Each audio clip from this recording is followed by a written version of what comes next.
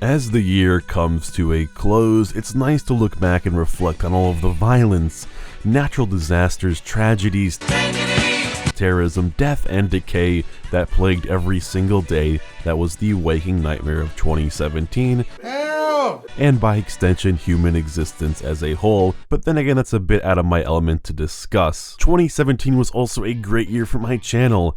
I quit YouTube, but ended up coming back, so yeah, ups and downs I suppose. But putting all of that aside and talking about the far more important Japanese cartoon landscape, it was a pretty okay year for anime. There were the good, the not so good, and the time where I thought of the logistics of having intercourse with an underage centaur girl. You know, the usual. To celebrate the peaks and valleys of Japanese animation, we'll be following suit with that one YouTuber, Gigguk, who every year does a massive recap of all of the popular anime and current events worth talking about. My version, however, will deviate slightly, instead discussing the select few series, movies, and OVAs that I recommend are above a certain quality rather than just their relevance, and of course, minus all of the clever quips, memes, and fluff aside from this rather forced intro that's usually found within these end-of-the-year wrap-up videos. But if everyone's on their best behavior, we'll have a laugh, maybe two, overanalyze some stupid anime, and have a good old time. I can't say that I've been the most active viewer this year with some clearly glaring omissions, but I am just one man, one sad, broken man. Hopefully this video, however, will serve as a good stepping stone of where to start, and it's up to you to fill in the gaps that are left. So without further ado, here are the anime in no particular order that I find worth watching in 2017. They said don't judge a book by its cover, and this is especially true when said cover looks anything like the winter 2017 anime Kemono Friends. To call it animation would be generous at best at most times, and those looking for high stakes in an ever-changing and adapting story will not find what they want within cute girls doing cute things, the anime. Those who are quick to drop a series will find themselves pulling their hair out with a shaking finger hovering over the option to mark for dropped. Reading further into the development of this series is like witnessing cavemen create something so amazing as fire with nothing but some stick stones and a lot of friction. Coming from a failure of a mobile game and being adapted by a no-name studio, Kemono Friends was doomed to fail.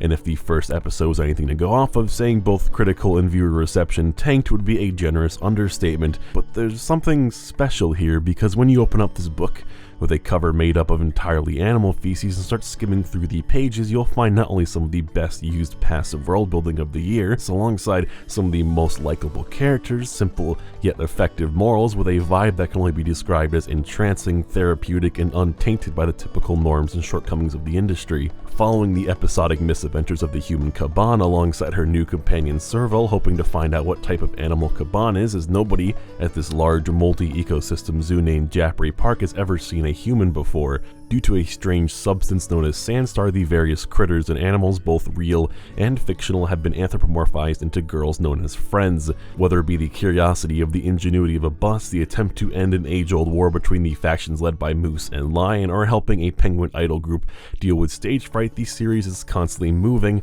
and by the time your interest may fade in a not-so-strong episode, it's already over and the pair are off to the next destination. This, coupled with the ever-present intrigue of the absence of humans, the properties of Sandstar, the threat of the strange creatures known as the Ceruleans, and the world building that is shown in just about every background instead of coming out of the characters' mouths. Nothing is ever in your face, the pacing is free from unnecessary exposition, it's never preachy, and while never at any time truly excels, the overall feel is something entirely unique to Kemono Friends. Sure, it's hard to justify a feeling, and not everyone will find too much special about an anime created with a budget of a few gumballs and a cracked second-generation iPod Nano, but for those who are looking for an escapism and one of the most comfy series since Flying Witch, you will not be disappointed with the Friends of Japri Park.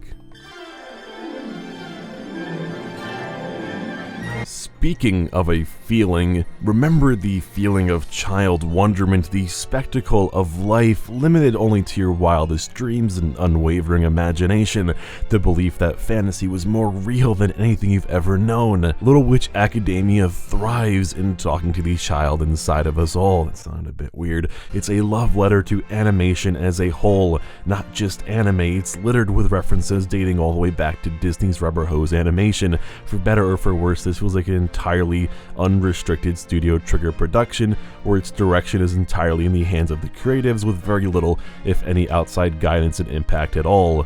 The characters, for the most part, are the same characters we've been following and loving since the original film that came out of the Young Animator Training Project back in 2012. The main character, Akko, is just as ditzy, bright-eyed, and sassy as ever, if not more so. Susie is still definitely best girl, La is still as engaging as uncooked spaghetti, and Diana is, well, Diana. There is nothing immensely groundbreaking here, both in characters and narrative, but Little Witch does a fantastic job at understanding what it needs to do in the most fun and entertaining way to get there. There are two distinctive halves to the story, following the various hijinks and adventures that occur in the Witch School of Luda Nova in a mostly episodic format, with callbacks and certain developments bleeding through occasionally. These light-hearted and varied episodes emulate the feeling of the original film nearly perfectly, and are also coupled with episodes focusing purely on individual characters, helping flesh out their personalities a bit more, while also giving them a bit more screen time and something to do in what is very much at times the Akko show. The other half of Little Witch Academia shifts away from this structure, instead focusing on a far more grand quest and purpose for Akko, alongside the introduction of an antagonist and a bit higher stakes. However, most of the second half not only feels rushed and would have been far more better paced if it was spread out over the entire duration of the series, but it also sucks a lot of the fun and intrigue out of Little Witch, with little to no payoff apart from a standout episode or two. I don't care about the politics or the riots that are taking place within the tension of two warring countries. Sure, I can't say that Cute Little Witch Girls would sustain over 25 episodes without something to mix it up, but I also can't say that what they went for was really the right choice here, or at least was not utilized or done as well as it could have been. The magic is still very much there, but the potion used to make it is just a bit diluted.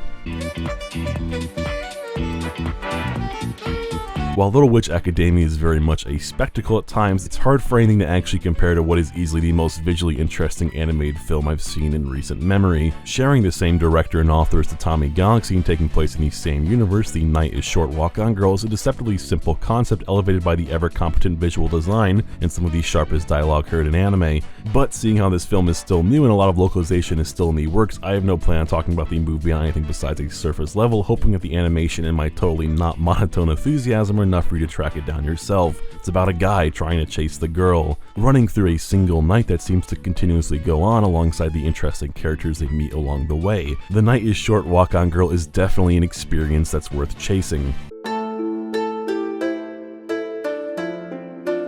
Talking more about following successful past works, here we have the continuation and conclusion of the 2016 historical drama Showa Genkikuru Rakugo Shinju in the form of its second season, titled Showa Genkikuru Rakugo Shinju Sukeraku Futabuhen, truly a name designed for those like myself who struggle with Japanese pronunciation to trample all over. What I won't trample all over, however, is what can only be defined as one of the higher quality pieces of Japanese animation I've seen this decade, and the second season does not change that, with it being a perfectly executed natural extension of the first part, making for a now seamless experience and a truly complete work. The art of Rokkyo itself as a performance is a cross between a stand-up comedian and a one-person play, the performer in a kneeling position with only their voice, body language alongside a few simple props reenact stories, whether for comedy, morals, or some more serious grim tales that have been passed down from generations. The storyteller effortlessly shifts between multiple characters and dialogue, differentiating them with simple changes to pitch, tone, and subtle changes to their posture and mannerism. Watching all these complexities and nuances accomplished with animation is something Studio Dean should truly be proud of. Showa Genkikuru Rakugo Shinju tells a story from both the present of Yotaro, a man being released from prison who wants nothing more than to become the apprentice of a Rakugo master, after watching their performance and how it truly changed Yotaro for the better. The Rakugo master, Yakumo, is a perfectionist traditionalist and has no desire to take on a student but begrudgingly agrees, as well as the stories of the past that follow Yakumo's early days alongside his friend Sukeraku, the lax, easygoing foil to Yakumo's more prudish and self-contained personality. The pair of performers are trying to keep Rakugo alive and preserve the ideologies and stories held within, while at the same time wanting to adapt as to not be left behind in an ever-changing landscape of the turn of a generation. The way these two distinctive stories interweave and greatly affect each other, coupled with proper historical fiction that never comes off as too dry, makes Rokkyo truly an engaging watch. Sure, it's far from perfect, and many may not get what I got out of these series personally, but it's a performance unlike any other. Here we have a quick one from the same studio that brought us the Eva Rebuild films, a unique 45-minute special about war, dragons, and dentistry. Ryu no Hayasha, Dragon Dentist. The less you know going into this, the better, but giving a bit of context, Dragon Dentist focuses on, you guessed it, Dragon Dentist is a group of humans living on a giant mythical dragon, and their job is to maintain the dragon's health, as it's the sole guardian of their country in the midst of conflict. One day, one of the dentists is a young girl named Nonoko, finds an unconscious boy on the dragon's tooth. He's a soldier wearing the enemy's uniform. It's a unique concept to say the least, and while I can't say that the 2-episode special really explores all there is to do with the premise, and plenty of important plot points and much needed scenes just feel kinda left out, I still find the absurdity and creativity along with some really solid animation apart from some of the 3D stuff here and there to be plenty to recommend for those looking for something fresh. My name is Anigami, and I have a problem. I now look at pictures of what I thought to be plain old gems and minerals, and now I only see cute, genderless beings that I want to cherish and protect. Hoseki no Kuni, otherwise known as Land of the Lustrous, has captivated me from start to finish, and followed a main character that changes so dramatically in every conceivable way, while still brilliantly showing glimmers of their old self that any other series attempting to do the same would have either dramatically failed or taken the easy route and produced something so entirely unrecognizable by the end of it. You can click or tap the card in the upper right for my 11-minute spoiler-free review of the anime, and the high praise I bestowed on what I not only find to be one of the most capable and clever use of CG animation, but just simply some of the best anime I've seen in a decently long time. Lustrous follows our main character Foss, one of the many immortal gems that inhabit an Earth now void of humans.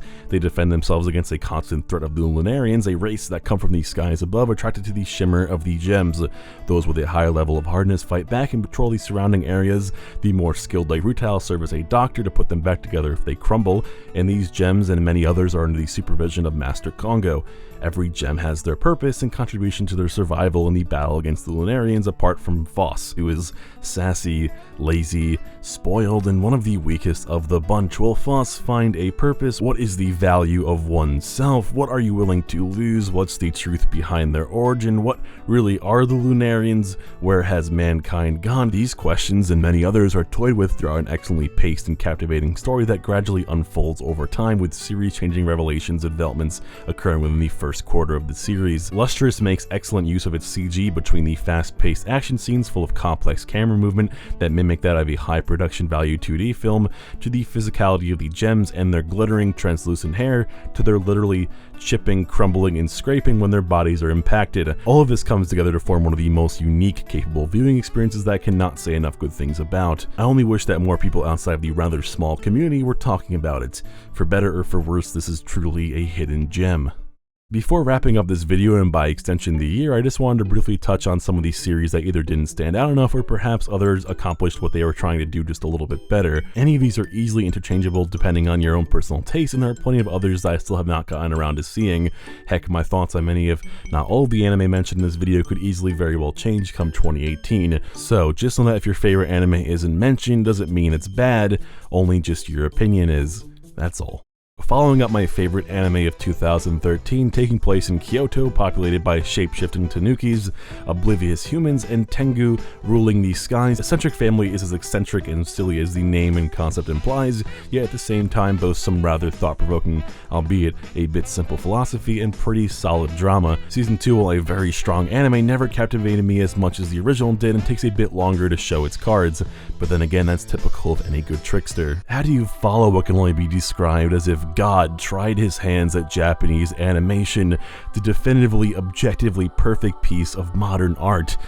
Easy, you just put a 2 at the end of the title. The gambling anime with high stakes and even higher amounts of fan service and stupid over-the-top moments and reactions is the perfect popcorn series to enjoy and laugh with friends, or the perfect bingeable, dreary Sunday anime, a school dedicated to gambling as soon as the last bell rings, with the elite rising to the top, while those who go into debt are reduced to slaves, literal pets to the house. From calling bluffs, exposing cheats, or simply outsmarting your opponents, Kakegurui is a fun anime that will always get my bet. If you find Kakegurui to be a bit too sexy, then you'll most likely find a far more wholesome experience in one of the year's sharpest and best looking comedies by Kyoto Annie. Asking the question, what if a dragon became a maid? It's the simplicity of its question and art that allow Maid Dragon to focus on what makes any comedy fun to watch, and that's the characters.